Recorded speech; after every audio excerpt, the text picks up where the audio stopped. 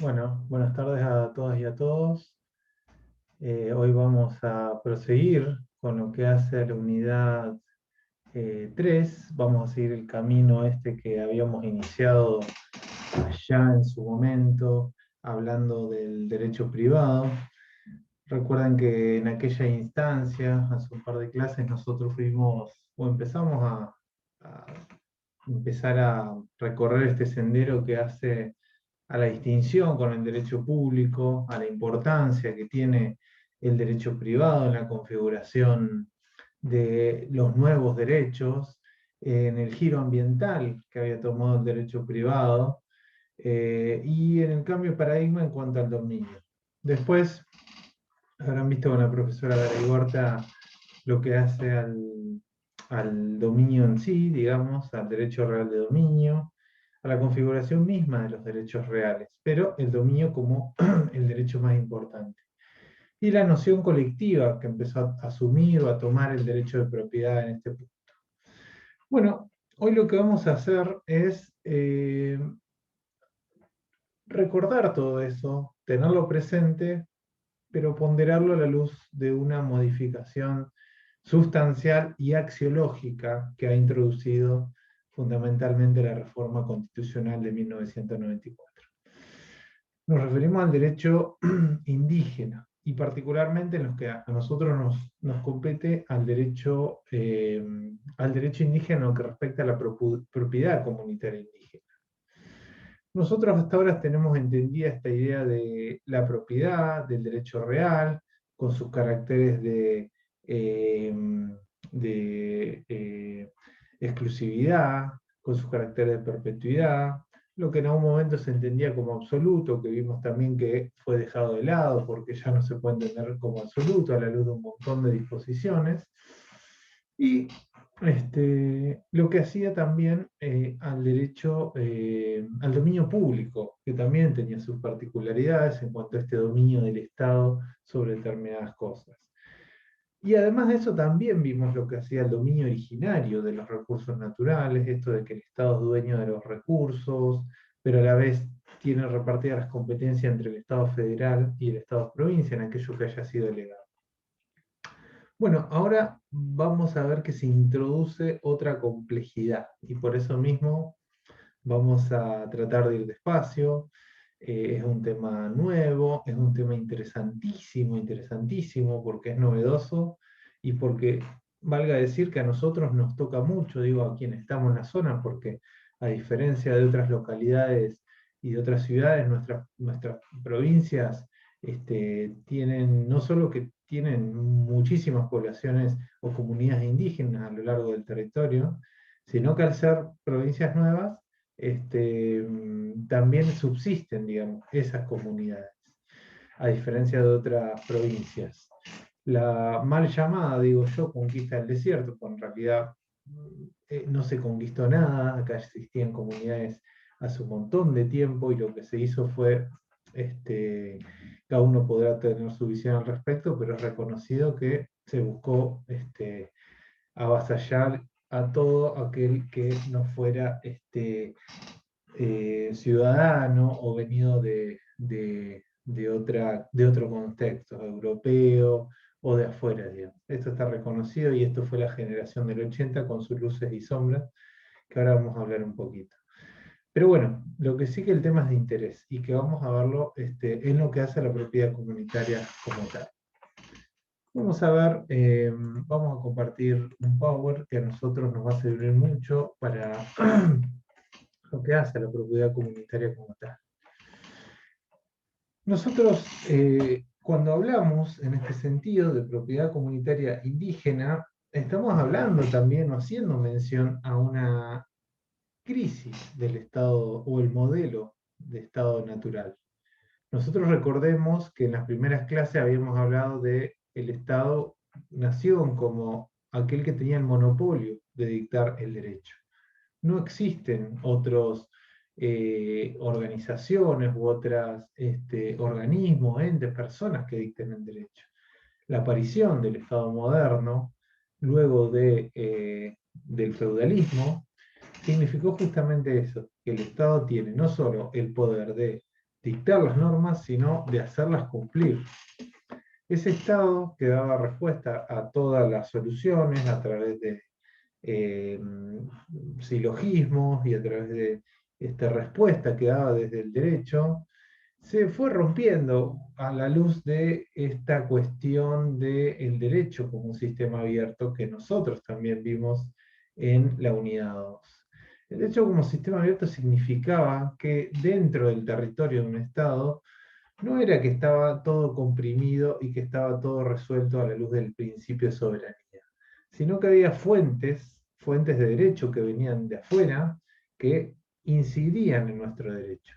Así fue como el paso del dualismo, de ese paso al monismo jurídico, el principio de soberanía se fue resquebrajando en lo que hace al derecho. Hoy tenemos tribunales internacionales que también pueden someter a juicio al Estado nacional, como es la Corte Interamericana de Derechos Humanos, sin perjuicio de los tribunales arbitrales del CIADI, que también pueden llevar a juicio al Estado por cuestiones patrimoniales.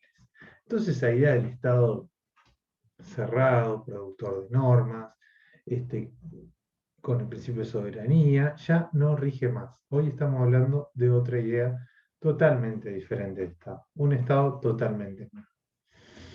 En este contexto es que la reforma constitucional del 94 introduce el artículo 75, inciso 17.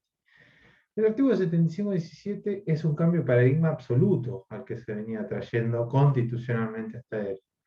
En ese contexto, el artículo 75, 17 manda al Congreso a reconocer la persistencia étnica y jurídica de los pueblos y de las comunidades originarias, a la vez de otros derechos que ahora vamos a ver. Esa cuestión significó un absoluto cambio, porque ya el derecho que regía solamente un derecho, que era el derecho del Estado Nacional, se ve como complementado por otro derecho que viene de otro pueblo que integra el Estado Nacional. Ya podemos hablar de Estado pluriétnico, bueno, eso es un debate que aparte que hoy no lo vamos a ver.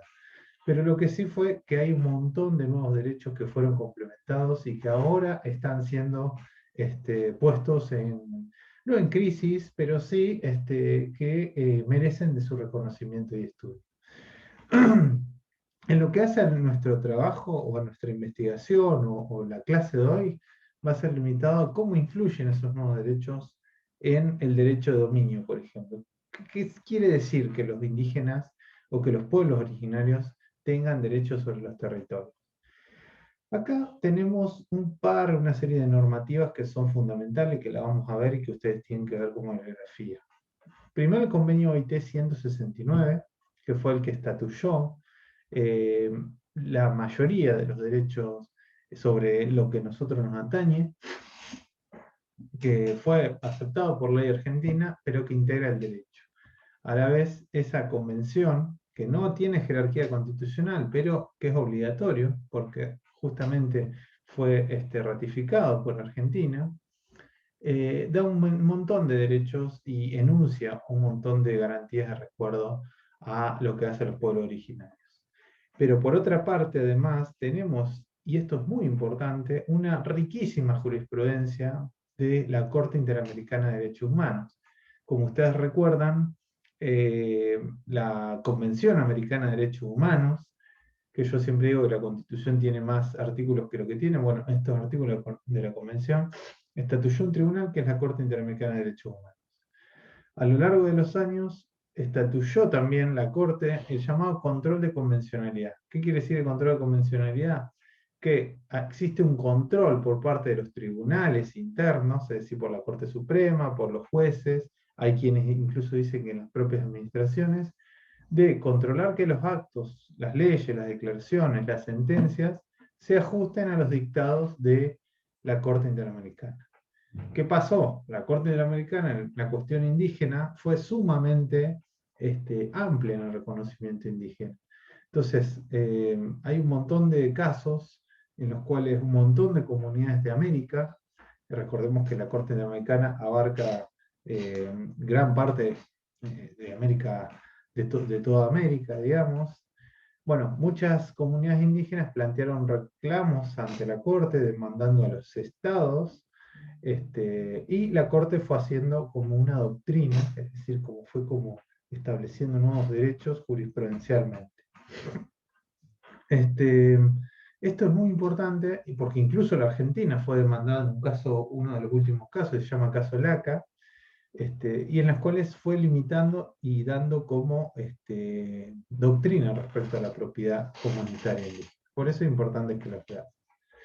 Bueno, acá el control convencionalidad. Bueno, acá tenemos los hitos, como decíamos, la Constitución Histórica, la Constitución 94, la Declaración de Naciones Unidas sobre Derechos de los Pueblos Indígenas, que tiene importancia porque también establece un marco de derechos. Vamos a ver que la Declaración de Naciones Unidas fue receptada en uno de los últimos fallos de la Corte Suprema como formando parte de un solo derecho, en virtud del monismo, y puede ser aplicada directamente.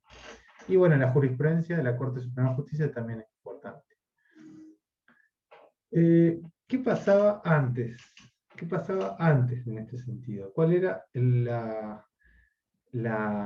reconocimiento indígena? Veamos la Constitución histórica, la original, del 53-1860. Decía que correspondía al Congreso proveer a la seguridad de las fronteras, conservar el trato pacífico con los indios y promover la conversión de ellos al catolicismo. Dos cuestiones acá. Primero, el trato pacífico con los indios, digamos que fue un ideal que no se cumplió, porque la verdad que bien que se interprete lo que la conquista del desierto, como fue, digamos, mal llamada conquista, digo, lo que es seguro que no promovió un trato pacífico con los indígenas. Pero ¿qué pasa? La generación del 80, ustedes recuerdan, no sé si hablamos de la generación del 80 en algún momento, cuando se fue formando el Estado-Nación, digamos, en esos albores de fin del siglo XIX, hubo un grupo de personas que fue dando forma y tallando el Estado, a través de los símbolos patrios, a través del himno, a través de la historia misma, que fue construido. Así se establecieron los próceres, se establecieron cuáles habían sido las fechas patrias más célebres, y se formó una idea, digamos, que era, nosotros vamos a formar una nación nueva, en los cuales hay que exterminar al gaucho, exterminar al indio, y promover, digamos, la gente bien, y hay que poblarlo con inmigrantes que sean de Europa y que vengan a traer las prácticas en ese sentido, sobre todo en las prácticas en educación, en progreso, en cultura, etc. Entonces, bajo esta idea bastante racista, por así decirlo, fue que se construyó la generación del 80. Naturalmente, la generación del 80 hay que decir que fue un proyecto político sumamente estratégico y de desarrollo para Argentina. Eso no hay que olvidarlo, digamos, tampoco, que fue el motor de estas personas muy inteligentes, muy iluminadas, Mitre, Sarmiento, Roca, etcétera, que el país, digamos, se fue formando bajo esa idea. Pero, lógicamente, la idea que se tenía del indio, del gaucho, era totalmente despectiva y por eso había que terminarlos. No, bueno, en los periodos entre guerras se fue avanzando entre estas ideas, hay una serie de convenciones internacionales las cuales empezaron a pensar también en el humanismo del hombre por ser hombre, sin distinción de raza, de origen, etc. Y así, bueno, fuimos llegando a un montón de instancias hasta el convenio OIT 169, que ahora lo vamos a ver en profundidad, y la Constitución de 1994, que significó un cambio de paradigma gigantesco. La Constitución del 94 dice en su inciso 17 que corresponde al Congreso, pero es una regla para todos, reconocer la preexistencia étnica y cultural de los pueblos indígenas argentinos, garantizar el respeto de su identidad, el derecho a una educación bilingüe intercultural, reconocer la personalidad jurídica de sus comunidades y la posesión y propiedad comunitaria de la tierra que tradicionalmente ocupan, y regular la entrega de otras aptas suficientes para el desarrollo humano. Ninguna de ellas será enajenable, transmisible, insusceptible de gravames o amparo. Y la competencia concurrente de las provincias y el derecho o el deber del Estado de asegurar la participación en la gestión de recursos naturales y demás intereses que los afecten. Acá tenemos el meollo central de la propiedad comunitaria. Vamos a ver que la propiedad comunitaria no es lo mismo que la propiedad civil, pero sí que el Estado tiene una serie de obligaciones en cuanto a la posesión y propiedad comunitaria. Ahí establece algunos caracteres y sobre todo y fundamentalmente otorgar el derecho de participación y el derecho de consulta a las comunidades originarias en cuanto al destino y en cuanto a lo que hacen a sus recursos. Luego hay una serie, digamos, como decíamos, de leyes que ayudaron o coadyuvaron a la Constitución del 94, la Convención Americana de Derechos Humanos, como decíamos, y la jurisprudencia, la Declaración de Naciones Unidas sobre Derechos de Pueblos Indígenas, el constitucionalismo provincial, que también fue estableciendo cláusulas del mismo orden. Neuquén en el 2006 incorporó una cláusula muy similar a la de Nación, la jurisprudencia de la Corte y otras leyes de protección, la Ley 23302 nacional, de política indígena, apoyo a las comunidades, y fundamentalmente la Ley 26160, que declara la emergencia en materia de posesión y propiedad de tierras que tradicionalmente ocupan los indígenas. ¿Qué pasa con esta ley, dictada hace unos años, no hace mucho? Había una situación en el país, hay una situación en el país en los cuales los pueblos indígenas se ven en una situación totalmente paupérrima, fundamentalmente los indígenas del Chaco, del norte del norte argentino, perdón. Cuestión que tampoco significa minorar la importancia y la crisis que incluso pasa en muchos pueblos originarios de las provincias patagónicas. Pero el foco estuvo puesto en ese sentido en el norte. Y la exclusión y la afectación a los recursos naturales que se ejercía sobre los pueblos originarios sin respetar lo que hace la Convención Americana, lo que hace el Convenio OIT y la Constitución, era tan fuerte, por decir ejemplos que fueron reconocidos, había determinadas propiedades, determinadas comunidades que ejercían la propiedad comunitaria dentro de un territorio y venía una tala de bosques y arrasaba con todo y no se les consultaba. Como no tenían títulos de propiedad, no eran de ellos las tierras dentro del Estado formal. Bueno, casi todas estas cuestiones tienen que ver con esta que llevó a la emergencia en materia de posesión. Ahí lo que se manda a hacer es a las provincias y a Nación, a través de un Instituto Nacional Indígena, un relevamiento de las tierras. ¿Qué quiere decir esto? Que se tiene que hacer un análisis técnico, jurídico y sociológico, social, de todas las comunidades que ocupan las tierras indígenas. Entonces, cada una de las provincias tiene que detectar qué comunidad indígena está en un lugar y la existencia de la propiedad comunitaria. ¿Qué pasó después? Ese relevamiento fue lento, no se hizo, hubo decida de las provincias, hubo decida de la nación. Entonces todavía hoy hay un montón de discusiones sobre un montón de tierras que, que los pueblos originarios ejercen derechos, y como no tienen el relevamiento, muchas veces el Estado avanza. Pero justamente esta ley buscó proteger, evitar los despojos, todas las sentencias de desalojo que hubiera contra los pueblos originarios que reclamen propiedad comunitaria se suspendían. Bueno, una serie de derechos que tienen que ver con esta ley 2660 que estableció un plazo que luego fueron prorrogados muchos años y que hoy incluso existe en la prórroga para suspender los desalojos, para no ejecutar las sentencias, etc., para realizar los reglamentos también. Vamos ahora a uno de los puntos fundamentales en este camino, porque hablar de convenio OIT significa hablar de la cúspide en cuanto a los derechos de protección. Yo digo la cúspide, algunos dirán un piso, pero el reconocimiento y la interpretación que se ha hecho de ellos es muy grande. Nosotros vamos a ver una serie de derechos, no vamos a ver todo el convenio OIT, pero vamos a tener en cuenta lo que hace algunas cuestiones fundamentales. La participación, consulta y consentimiento, la libre determinación, los derechos objetivos, la propiedad y la posesión indígena, cuál ha sido o cuál es la protección de los recursos naturales, algunos principios, algunas ideas en cuanto a las reglas que rigen los pueblos originarios, etc. La provisión de despojos. Vamos a comenzar por lo que hace al derecho de participación, consulta y consentimiento. Nosotros tenemos que el convenio OIT establece y habla indistintamente de Estado y gobierno. Usted lo van a ver y va a decir gobierno y Estado, es lo mismo. La idea es que se le da un marco para que los estados respeten a las comunidades en cuestiones básicas.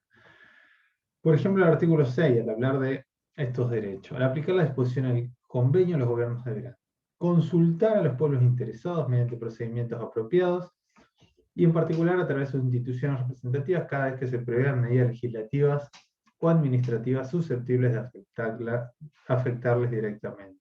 Establecer medios a través de los cuales los pueblos pueden participar libremente, establecer medios para el pleno desarrollo de instituciones, y 2. Las consultas llevadas a cabo deberán hacerse de buena fe y de manera apropiada con las circunstancias, con la finalidad de llegar a acuerdo.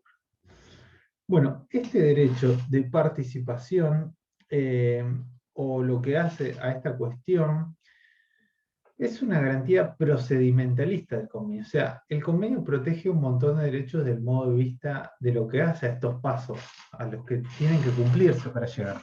Más que al fondo, que está reconocido, pero es otra cosa. Acá abrimos un paréntesis.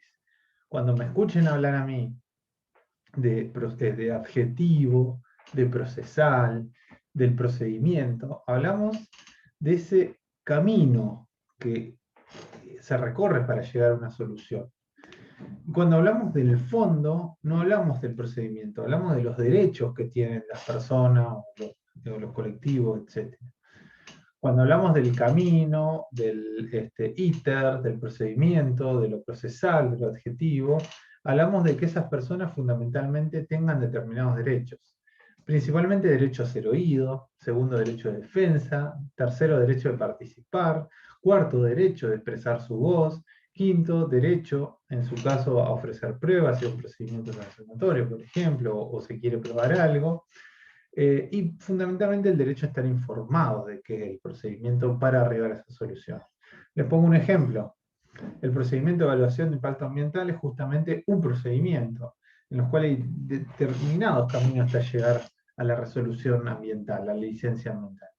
Bueno, en ese camino tienen que estar garantizados un montón de derechos, de consulta, de información, todos procedimentales, digamos. Bueno, acá lo mismo, digamos. El convenio OIT fija un montón de derechos antes de tomar una determinada consulta en relación a un determinado bien. Hay una última de las observaciones, por ejemplo, que es la observación consultiva 23 del 2017, que es de la Corte Interamericana de Derechos Humanos, que fija un montón, por ejemplo, de requisitos, y entre ellos fija que se haga un estudio de impacto social en cuanto a las poblaciones originarias en los estudios de impacto ambiental, como para que vean lo importante que es también este derecho en sí. Pero fundamentalmente, y acá ya cierro paréntesis, es, por ejemplo, si yo Estado tengo que tomar una decisión sobre un determinado lugar, determinado pueblo, que sea institucional o que tenga que ver con que pueda afectar a los pueblos originarios, porque ellos tienen una propiedad comunitaria ahí, sea que la reivindican, o sea que se sabe porque se hizo el relevamiento, yo Estado no puedo dar las espaldas, tengo que garantizar en la consulta, o sea, es decir, tengo que decir, habilitar canales para que los pueblos originarios puedan dar su opinión sobre determinado proyecto o determinada medida que los pueda afectar. Tiene que estar muy bien informado, o sea, tratar de garantizarlo, y tiene que tratar de hacer una información clara a sus derechos, digamos. O sea, acá hablo, que sea en un lenguaje apropiado, que sea en un modo apropiado, etc. Uno de los últimos legislaciones y garantías de derecho en ese punto es el acuerdo de Escazú. No sé si lo hablamos anteriormente, no sé si está en el programa, no lo quiero llenar tampoco. Pero el acuerdo de Escazú, por ejemplo, que es el acceso a la justicia, información y participación en el ambiente, se encuentra dirigido a determinados colectivos vulnerables. Y entre ellos justamente están los pueblos indígenas, los cuales en virtud de este acuerdo, el acuerdo de Escazú, también pueden esgrimir otra norma para que se les garantice. Pero bueno, acá en el convenio colectivo justamente ya hay una regla férrea que tienen que garantizarse, ¿no? estos requisitos. Son cuestiones básicas para determinadas medidas que los puedan afectar. Los relatores de la de las Organizaciones de Naciones Unidas establecieron determinados requisitos o, más que requisitos, establecieron cómo debe ser ese derecho a la consulta.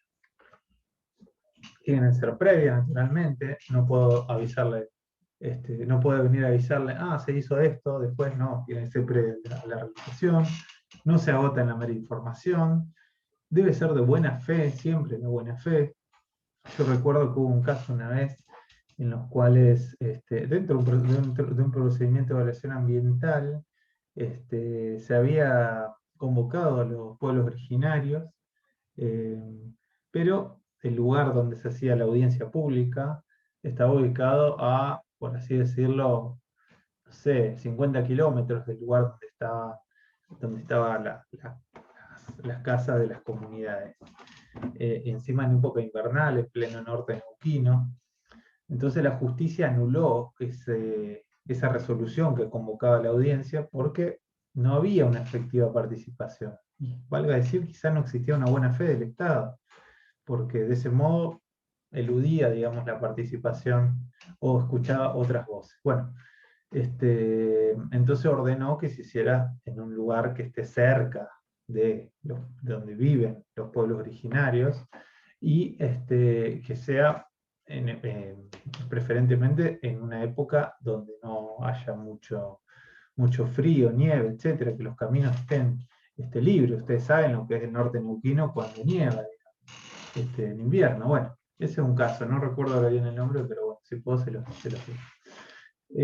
Bueno, además debe ser adecuada, hay un caso Saramaca de la Corte Interamericana que también dijo eso, debe ser transparente y un alcance amplio, etc. Bien, eso es la consulta. Además de eso, el convenio de la OIT también fija otra serie de derechos que tienen que ver con los pueblos originarios. Los pueblos interesados deberán tener el derecho de decidir sus propias prioridades en cuanto al desarrollo, en la medida en que este afecta sus vidas, creencias, instituciones y bienestar espiritual, tierras que ocupan, participar en la evaluación de planes, programas de desarrollo nacional y regional susceptibles de afectarle directamente. Este es un punto de la libre determinación. El principio de libre determinación de los pueblos es un principio, digamos, general, en general, digamos, de todos los pueblos históricos o que hacen en este punto al no sometimiento de los estados, digamos. El principio de libre determinación es un principio que nace entre guerras mundiales, en los cuales se trató de dotar a las comunidades, digamos, a los pueblos étnicos, que puedan elegir su propia forma de desarrollo, de acuerdo a sus bases culturales, etc. Entonces, acá se establece esto, que el desarrollo, digamos, quede también vinculado con las prácticas culturales indígenas. El 7.2 complementa esto en cuanto al mismo desarrollo. ¿Qué es el desarrollo autónomo, digamos? Porque acá también estamos hablando de los pueblos indígenas y lo que hace a una forma de desarrollo que es diferente a la tradicional.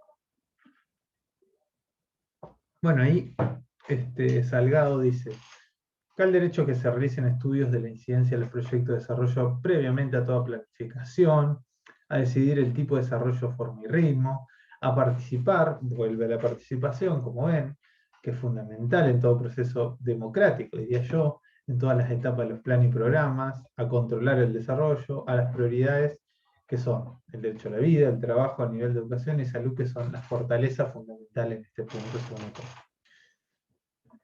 el artículo, acá seguimos con el artículo 7, creo. Y sigue estableciendo obligaciones en cuanto al ambiente y tomar medidas para la protección de los territorios. Yo esto lo paso porque no me gusta leer artículos, así que cada uno lo ve, lo lee y después lo discutimos. Lo mismo el respeto al derecho indígena, artículo 8, que esto justamente es algo importante, porque acá habla de tomar en consideración el derecho constitucionario, el derecho de los indígenas, y de algún modo establecer las reglas en cuanto a ese derecho, que no es el derecho de los estados. Ustedes recuerdan que acá en Neuquén, por ejemplo, hay determinados delitos, contravenciones que son juzgados por el derecho indígena, digamos, en sí, que tienen sus propios tribunales, etc. y que es un ejemplo a nivel nacional, mundial, yo diría, en ese punto. Porque hay determinadas consideraciones que forman parte de la propia cultura de los pueblos indígenas mapuche, en este caso. Y acá es donde estamos hablando del pluralismo jurídico que yo les decía al comienzo, esta idea de que se rompe, que el Estado no es el único productor de fuentes, que puede haber otra organización que también tenga sus propios derechos en este sentido. Y acá ya entramos a hablar a un tema clave.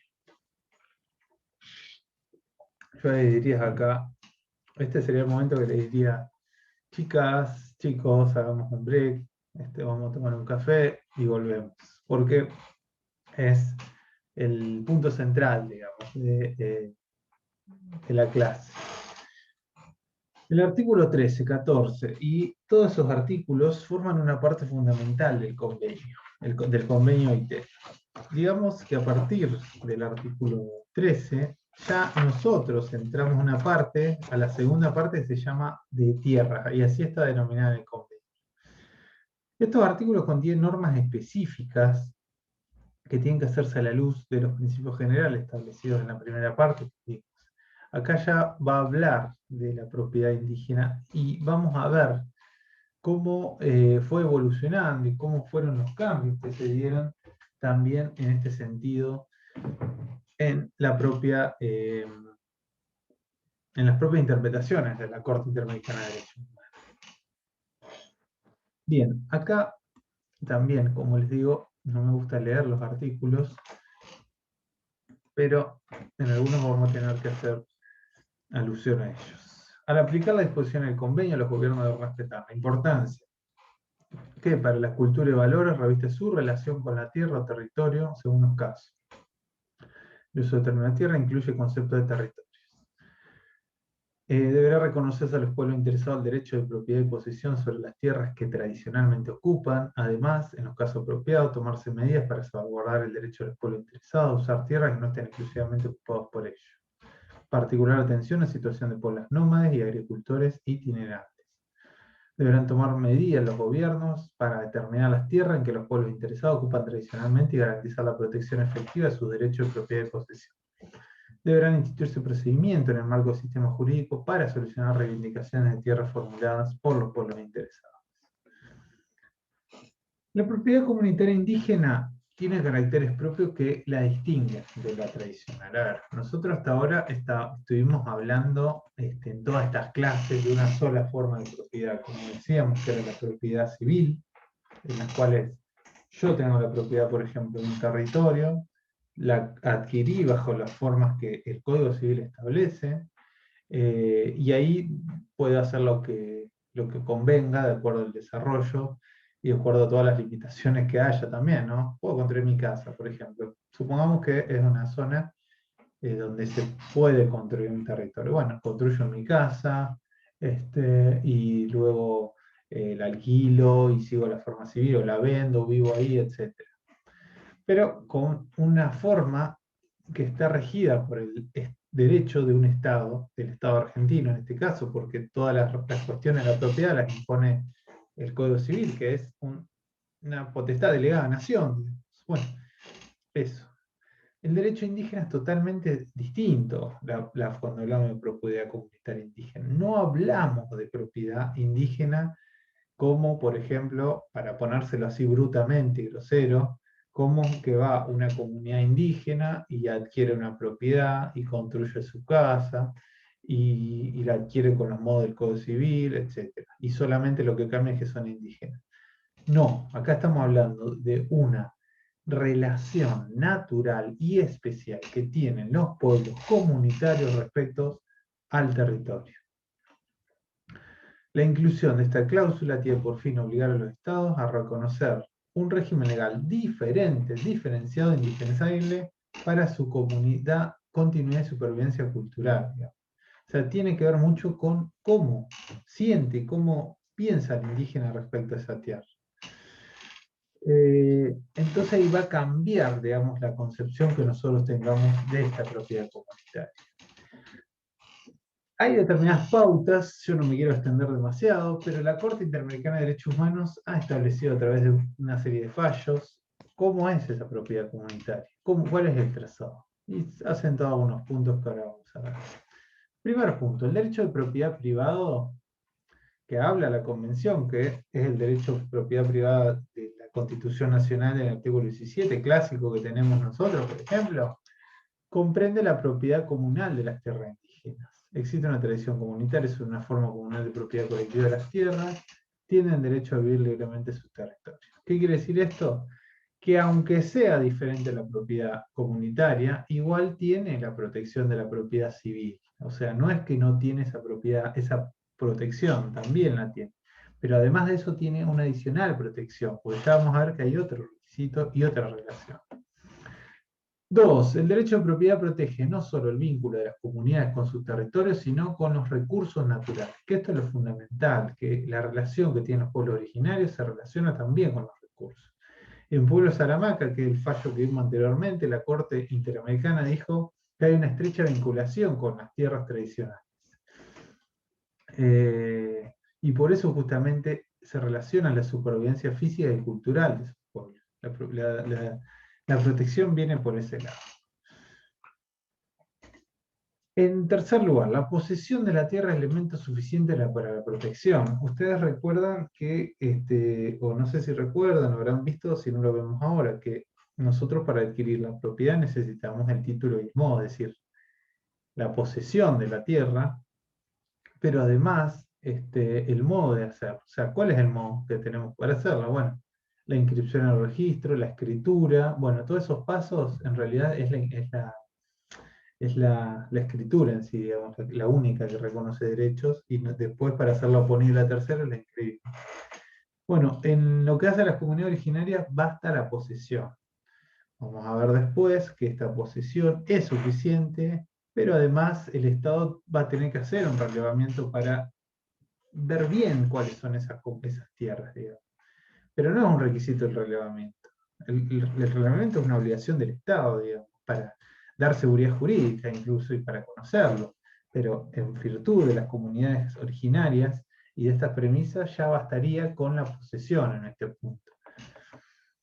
Luego, justamente, y esto unido con lo que decía, hay una obligación del Estado para delimitar las tierras, y esto se tiene que hacer con el relevamiento. Los Estados deben respetar la especial relación.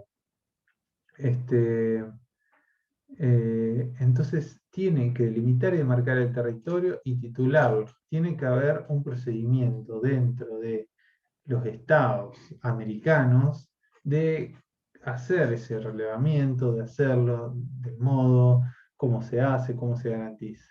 Hay estos casos que están acá, que yo no los voy a leer todos, pero tienen que ver casos en eso, donde comunidades originarias querían titularizar sus tierras de modo originario incluso, y no había canales dentro de los estados. O sea, ¿vieron cuando el Estado no establece procedimientos? Entonces hay un vacío que no se sabe qué es. Bueno, eso pasaba en muchísimos estados. No había canales para relevar las tierras, para establecer la propiedad indígena. Justamente la ley 26.160, que se sancionó creo que en el primer gobierno de Kirchner, lo que hizo fue eso, digamos, en cumplimiento de las obligaciones internacionales, dar las garantías para eso. Bueno, acá está el caso LACA, donde fue demandado el Estado argentino, y quizás este sea importante porque el Estado argentino había sido demandado por comunidades originarias en las cuales la Corte estableció que el Estado debe asegurar la propiedad efectiva de los pueblos indígenas y por tanto deslindar tierras indígenas de otro y otorgar título colectivo de las tierras, abstenerse de hacer actos que pueden llevar a que los agentes del propio Estado o terceros actúen, afecten la existencia, valor o goce de territorio, y garantizar el derecho de los pueblos indígenas de controlar y usar efectivamente su territorio y recursos, así como ser propietario de su territorio sin ningún tipo de interferencia externa de terceros. Hasta acá tenemos entonces estos derechos y esta cuestión fundamental de la propiedad comunitaria y las obligaciones del Estado en torno al relevamiento, delimitación, respeto, y además en cuanto a los recursos naturales y la propiedad de los derechos procedimentales, es decir, si el Estado va a hacer algo sobre esos territorios o que pueda afectar potencialmente cualquier medida institucional, legislativa, consultarlos, informarlos, darle un canal de participación dentro del marco de buena fe, etc. Hay una distinción con la propiedad tradicional, como decíamos, no es lo mismo la propiedad civil que esto. Y esa protección tiene que ver fundamentalmente con que la relación de la propiedad tiene que ver con la vinculación con las tierras, digamos. Hay una cuestión ahí ancestral, digamos, que se establece entre las propiedades indígenas y las tierras, una cuestión que escapa al derecho, digamos, escapa a estas cuestiones formales, digamos. Hay una cuestión histórica, ancestral, inmemorial, digamos, que tiene que ver con los usos, costumbres, creencias de cada pueblo, en los cuales el derecho clásico, el derecho del Estado, no puede hacer una mención ahí. Entonces es diferente. En línea con eso, el artículo 15 establece el derecho de los pueblos indígenas a sus recursos naturales. Los derechos de los pueblos existentes en su territorio deben protegerse especialmente. Estos derechos comprenden el derecho de sus pueblos a participar en el uso, administración y conservación de dichos recursos. En el caso que pertenezca al Estado la propiedad o tengan derecho, el gobierno deberá establecer o mantener procedimientos con miras a consultar a los pueblos interesados para terminar. Bueno, ahí justamente también a este derecho de consulta previo e informado, que ya un poco hablamos, y que bueno, ustedes van a ver algunos jurisprudencia de cómo es ese derecho. La consulta debe ser previa, no debe ser formal, debe ser informada, los pueblos tienen que tener conocimiento de los posibles riesgos de la ejecución de la medida, incluidos los riesgos ambientales y salubridad. Hay un caso, Comunidad Catalán, que es un caso famoso, en los cuales el TCJ de Neuquén, es decir, el máximo tribunal superior, también dio pauta del derecho a consulta previa y lo catalogó como derecho fundamental y de carácter colectivo, por el cual el Estado está obligado a integrar procedimientos de buena fe destinado a recoger el parecer libre, informado de dichas comunidades cuando se avisoran acciones gubernamentales susceptibles de afectarlos directamente. Luego ustedes van a ver una serie de derechos que en sí son como complementarios de estas pautas que vimos, a no trasladarlo a las tierras que ocupan, a respetar la transmisión de los derechos que están establecidos, vamos a ver que siguen con la cuestión de las consultas, a sancionar intrusiones autorizadas de tierras, que también, y a dar tierra adicional en caso de programas agrarios, que también forman parte o conjunto de estas tierras, como tal. Bien, no me quise extender demasiado en este sentido para tampoco llenarlos, digamos, de cosas. Lo que sí es importante que ustedes puedan ver la distinción entre lo que hace la propiedad comunitaria a la propiedad civil, por qué se estableció la propiedad comunitaria y los derechos que en sí le han otorgado toda esta serie de convenciones, fundamentalmente el convenio de OIT 169. Para la clase vamos a ver un caso, yo les voy a dar algunos ejemplos, y me gustaría que en base a todo esto que vimos, ustedes me puedan responder. Así que bueno, nos vemos en la clase y así debatimos un poco. Es muy importante que participen todos, como siempre digo, y que incluso puedan dar su opinión. Estos temas, si bien parecen claros, son cuestiones que son súper discutidas, y que cada uno puede tener su posición, y mientras lo argumente, yo siempre digo, es muy y más que bienvenida. Así que bueno, nos vemos ahora.